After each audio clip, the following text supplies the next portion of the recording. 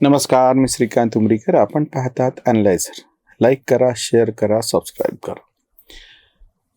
Uddhav Thackeray world best CM यांनी एक पत्र विधिमंडळाचे विधानसभेचे अध्यक्ष राहुल नार्वेकर यांच्याकडे दिलं आणि त्याच्यामध्ये विरोधी पक्ष नेतेपदाच्या जागेच्या संदर्भातला जो दावा आहे की ती पद कसं रिक्त आहे आणि त्याच्यानंतर शिवसेना उद्धव उबाठा यांच्या या पक्षाला विधिमंडळामध्ये पक्ष कार्यालयासाठी वेगळी जागा द्या, बाकीच्या 2-3 मुद्दे आहेत.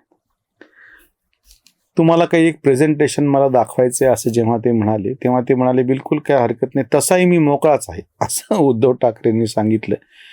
आणि राहुल नार्वेकर त्यांना असं म्हणाले नाही नाही आम्ही तुम्हाला काही मोकळं राहू देणार नाही. त्यांना हाशा उसळला वगैरे अशी ती बातमी समोर आलेली. आता हे तसंही मोकळं आहे असं ते म्हणाले. खरं तर उद्धव ठाकरे अडकलेले कधी होते? प्रत्यक्षात जेव्हा ते पक्षप्रमुख होते त्यांच्या नेतृत्वाखाली 2014ची निवडणूक लढून 63 आमदार इतकी चांगली कामगिरी पक्षाने केली, त्याच्यातही त्यांचं काय होतं असं म्हणायची आता पाळी आलेली. कारण की बाळासाहेब गेल्यानंतरची जी सहानुभूतीची लाट होती आणि तेव्हाचे प्रस्थापित जे पक्ष होते काँग्रेस आणि राष्ट्रवादी यांच्या विरोधामध्ये लोकांची भावना होती, ती बरोबर तिकडून भाजपने इनकॅश केली. 122 आमदार आले आणि ह्यांनी इनकॅश केली, यांचे 63 आले. ह्याच्यामध्ये उद्धव ठाकरे एका अर्थाने मोकळेच होते. तेव्हा उद्धव ठाकरेने काय केलं असं म्हणायचे. खरं तर तेव्हा असं वाटत होतं की चांगलं नेतृत्व, एवढे मोठे 63 आमदार निवडून आले. 2019 पर्यंत 5 वर्षाच्या काळात राजीनामे खिशात घेऊन यांचे मंत्री फिरत होते, तेव्हा उद्धव ठाकरे तर मोकळेच बसलेले होते ना. उद्धव ठाकरेंकडे संविधानिक पातळीवरती कुठलंच पद नव्हतं, न त्यांनी कधी निवडणूक लढवली होती. बाळासाहेब ठाकरे निदान प्रत्यक्ष शिवसेना उभी करणे, भाषणं करणे, फिरणे, संघटनात्मक पातळी होती, एवढं मोठं त्यांनी सगळं उभं करून ठेवले. आणि तीच पुण्याई आता केवळ उद्धव ठाकरेच नाही, एकनाथ शिंदेंना पण त्या बाळासाहेबाच्याच पुण्याच्या जोरावर आधी मुख्यमंत्रीपद आता उपमुख्यमंत्रीपद प्राप्त झाले. 57 आमदार निवडून आले, यांचे 20 मोडले तर 77. ही सगळी बाळासाहेबांची पुण्याई आहे. आणि नंतर एकनाथ शिंदेंनी केलेली मेहनत. ह्याच्यात उद्धव ठाकरेचं काय? 2019ला असलेलं जे चालू सगळी महायुतीचं सरकार आहे त्याच्यामध्ये बिबा घालणे, केंद्रामध्ये भाजपचं सरकार आलेलं आहे त्याला अपशकुन करणे, ह्याच्यासाठी आपण ठरवून त्यांच्यामध्ये फूट पाडली असं पवारांनी सांगितलं. याच्यामध्ये उद्धव ठाकरेंचं काय कर्तृत्व आहे? उद्धव ठाकरे तेव्हाही मोकळेच आहेत ना. त्यांना फक्त त्या मुख्यमंत्री पदाचं गाजर त्यांच्यापुढे दाखवलं. यांच्यासारखा जर विचारी नेता असला असता तर ह्याचं काही खरं नाही. केंद्रामध्ये ते सरकार आहे, याच्यापेक्षा आपण सध्याचे ज्यांच्याबरोबर युती करून आपण निवडणूक लढवली होती, निवडणूक पूर्व अशी होती, त्यांच्याबरोबर जाऊन बार्गेनिंग करून केंद्रात आणि राज्यात तरी काहीतरी सत्तेचा वाटा मागून घेतला असता.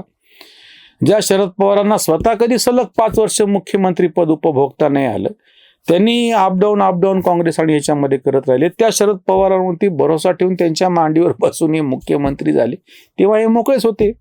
हे तसे घरातच बसून होते ना. मी आता मोकळा आहे. प्रश्न असा आहे की तुम्ही अडकले कधी होते? तुमच्या हातात एवढा पक्ष आला होता, पवारांनी खेळी केली, तुम्ही त्यांच्या हातचं बाहुलं बनलात, मुख्यमंत्री पदावरती बसलात. तेव्हाच्या तर एकदा त्या कोकणामध्ये आलेल्या चक्रीवादळाचा असा प्रसंग आहे. उद्धव ठाकरे सकाळी नाश्ता करून घरातून निघाले, म्हणजे मातोश्रीवरून, वर्षा बंगल्यावरही राहत नव्हते ते. घरात सकाळी नाश्ता करून निघाले आणि दुपारच्या जेवणापर्यंत परत घरी वापस आले होते. इतक्या तातडीने ह्यांनी वादळग्रस्त भागाचा कोकणातला दौरा केला होता. असे मुख्यमंत्री हे मोकळेच होते ना. 3 वेळा फक्त काहीतरी ते मंत्रालयात गेले त्या सगळ्या कालखंडामध्ये, की ज्यांनी त्यांच्यावरती ते म्हणजे आमदारांनी पाठिंबा काढून घेतल्याच्या नंतर राज्यपालांनी एवढं विचारलं होतं की तुमच्याकडचं बहुमत सिद्ध करा, तर एकदम ह्यांनी मोकळेपणानं राजीनामा देऊन टाकला. हे मोकळेच राहिले ना. यांनी स्वतःला कधी अडकूनच घेतलं नाही, त्याच्यामुळे हे बंधनात राहायचं काही मुद्दाच नव्हता. अगदी म्हणजे त्यांना मुख्यमंत्रीपद जसं एकदम पदरामध्ये तुमच्या वरतून झाडाला पिकलेला आंबा तुमच्या पदरात पडावा, तसा शरद पवारांच्या प्रयत्नांनी मुख्यमंत्री पदाचा आंबा यांच्या पदरात पडला. यांनी काहीच केलं नाही. आणि त्याच पद्धतीनं तो पडलेला आंबा घेऊन पण गेले एकनाथ शिंदे, तरी यांनी काही केलं नाही, कारण की हे मोकळेच होते. 2000 नंतर 24ची निवडणूक जेव्हा झाली, लोकसभेच्या निवडणुकीमध्ये यांनी आटातटीनं भांडून त्यातल्या त्यात मेहनत काय केली होती, तर सांगलीची जागा आम्हाला लढवायची चंद्रहार पाटलासाठी. आणि त्यांनाही तेवढी मेहनत पुढे त्यांच्याच आघाडीतल्या त्या महाविकास आघाडीतल्या लोकांनी करू दिली नाही. दुसरा काँग्रेसचा बंडखोर उभा करून निवडून आणला. त्या सगळ्या याचा फायदा शरद पवारांनी करून घेतला. 8 खासदार निवडून आणले. काँग्रेसचे तर कधी 13 आले, त्यांनाच आश्चर्य वाटायला लागले. पण ह्यांना काही आपली संख्या वाढवताना आली. कसे बसे 8 का होईना आले, हे मोकळेच होते. नंतर जेव्हा विधानसभेची निवडणूक आली तोपर्यंत त्यांनी एकच मरमर केली, बाप चोरला, पक्ष चोरला, चिन्ह चोरला म्हणत कपिल सिब्बल त्या सगळ्या मोठ्या मोठ्या वकिलांची पैसे भरती करण्यासाठी म्हणून सर्वोच्च न्यायालयामध्ये जे काही खेट्या घातल्या किंवा घालते, म्हणजे आता हे मोकळेच आहेत, त्यांचे वकील खेट्या घालायला लागलेत. ह्यांनी काहीच केलं नाही त्याच्यामध्ये सुद्धा. आणि जेव्हा 2024च्या विधानसभेची निवडणूक झाली, त्या विधानसभेच्या निवडणुकीमध्ये मुख्यमंत्रीपदी ह्यांचं नाव घोषित करावं हे नाही घरी बसून सांगितलं, कारण की हे मोकळे होते. पण बाकीचे जे महाविकास, मी सत्ताधाऱ्यांचं तर काही बोलतच नाही, किंवा ह्यांच्याकडून सगळा पक्षच घेऊन, चिन्ह घेऊन, बाप चोरला, पक्ष चोरला, चिन्ह चोरला, कर्तृत्व चोरलं, वारसा चोरला, हिंदुत्व चोरलं, काय काय चोरलं त्यांनाच माहीत. ते एकनाथ शिंदे, अजितदादा, त्याच्यानंतर स्वतः देवेंद्र फडणवीस जी काही मरमर करत होते, ह्यांच्याकडे तर सगळे एकापेक्षा एक, म्हणजे पवारांना वयाप्रमाणे होत नाही तरी पवारांनी मरमर केली. काँग्रेसबद्दल तर काही बोलायचं काही कामच नाही. नेतृत्व तो वरचे बडे मिया तो बडे मिया, छोटे मिया सुभान अल्लाह. स्वतः उद्धव ठाकरे यांना जेमतेम 20 आमदार, आणि तेही म्हणजे खरं तर ही पुण्य परत बाळासाहेबांचीच म्हणावं लागेल. त्याच्यातही यांचे सगळ्यात जास्त निवडून आले 20 आमदार. त्यांचे 20, काँग्रेसचे 16 आणि शरद पवारचे 10, सगळी मिळून बेरीज होती 46. हे जेव्हा राहुल नार्वेकरांकडे एक पत्र द्यायला लागलेत आणि सांगायला लागले की मी मोकळाच आहे, अरे मग मोकळे होते तर तुम्ही या सगळ्या 46 आमदारांचं एकत्र पत्र घेऊन अमुक एक नाव ह्याला आम्ही आमच्या नेतेपदी निवडतो, त्याला विरोधी पक्ष नेते करा, असं का नाही केलं?